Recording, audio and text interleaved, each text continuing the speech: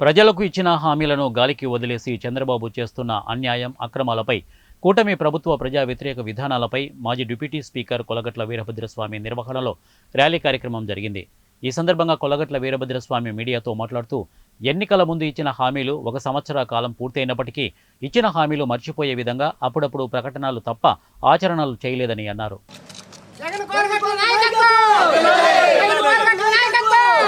30 కేజీల బియ్యాన్ని సుదూరాలు పిల్లకి మోసుకొని వెళ్లకుండా 4వ తేదీ ఇదే రోజు గత సంవత్సరం రాష్ట్రంలో కూటమి పేరిట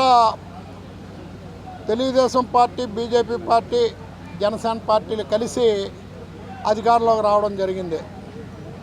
అంతవరకు అధికారంలో ఉన్న వైఎస్ఆర్ కాంగ్రెస్ పార్టీ ప్రజల తీర్పుకు అనుగుణంగా గద్దె దిగి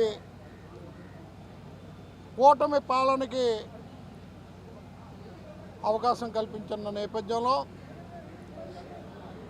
ఆ రోజు ప్రజలు కానీ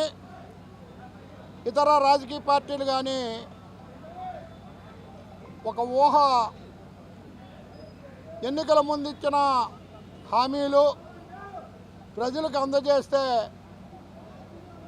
ఏ పార్టీ రాష్ట్రంలో అధికారులు ఉన్నా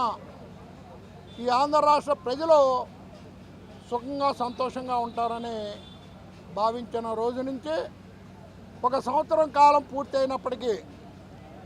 ఇచ్చిన హామీలను మర్చిపోయే విధంగా అప్పుడప్పుడు ఒక ప్రకటనలో తప్ప ఆచరణ చేయని నేపథ్యంలో ప్రతిపక్ష పార్టీ వైఎస్ఆర్ కాంగ్రెస్ పార్టీ అధ్యక్షులు మా ప్రియతమ నేత జగన్మోహన్ రెడ్డి గారి ఆదేశాలను